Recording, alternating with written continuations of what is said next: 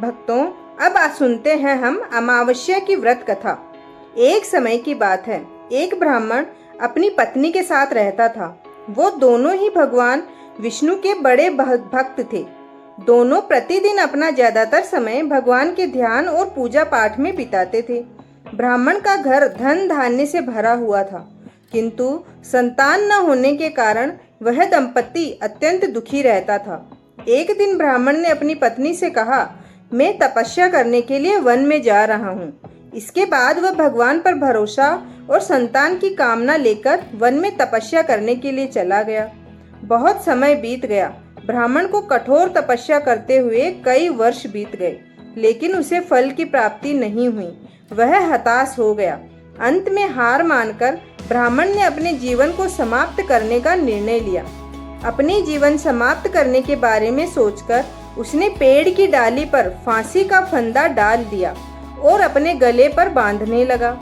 तभी वहां पर सुख अमावस्या यानी कि सुखिया अमावस्या प्रकट होकर बोली, हे ब्राह्मण, तुम्हारे भाग्य में 7 जन्म तक कोई संतान नहीं लिखी है, किंतु मैं तुम्हें 2 कन्या का वरदान देती हूँ। तुम अपनी कन्या का नाम मेरे बताए अनुसार रखना। अपनी एक कन्या का नाम अमावस्या रखना और दूसरी का नाम पूनम रख देना।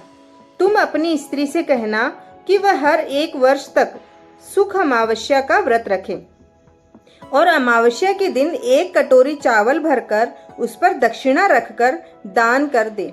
सुख अमावस्या की बात सुनकर ब्राह्मण घर आया और पूरी की पूरी घटना का वृतांत उसने अपनी पत्नी को सुनाया। सुख अमावस्या के आदेश के अनुसार ब्राह्मणी ने व्रत रखना शुरू कर दिया। कुछ दिनों बाद ब्राह्मण के घर 2 कन्याओं का जन्म हुआ, जिसमें से एक कन्या का नाम अमावस्या और दूसरी का नाम पूनम रखा गया। जब ब्राह्मण की दोनों बेटियां बड़ी हुई तो ब्राह्मण ने उनका विवाह कर दिया। बड़ी बहन अमावस्या धार्मिक प्रकृति की थी। वह काफी समय भगवान की पूजा और धर्म कर्म में व्यतीत करती थी। इसके विपरीत पूनम भगवान को बिल्कुल भी नहीं मानती थी। बड़ी बहन अमावस्या के घर में सुख समृद्धि का भंडार था, पर छोटी बहन के घर में दरिद्रता छाई रहती थी। जब बड़ी बहन अमावस्या को अपनी छोटी बहन पूनम के बारे में पता चला कि वह बहुत दुखी है और दरिद्रता के कारण दर दर भटक रही है, तब अमावस्या अपनी बहन के लिए ढेर सारा सामान लेकर उससे मिलने गई। छोटी बहन के घर पहुंचकर अमावस्या ने उसे 1 वर्ष तक सुखिया अमावस्या का व्रत करने की सलाह दी। साथ ही अमावस्या ने व्रत को विधि पूर्वक करने के बारे में पूनम को बताते हुए ये भी कहा कि तुम 1 वर्ष तक सुख अमावस्या का व्रत करना और 1 कटोरे में चावल भरकर उसे दान कर देना।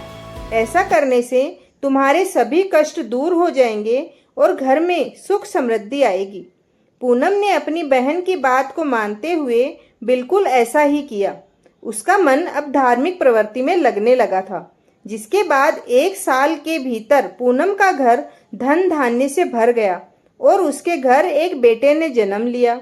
इस प्रकार जो भी व्यक्ति विधि पूर्वक सुख अमावस्या का व्रत करता है, उसके घर में सुख समृद्धि आती है और दरिद्रता का हमेशा के लिए नाश हो जाता है।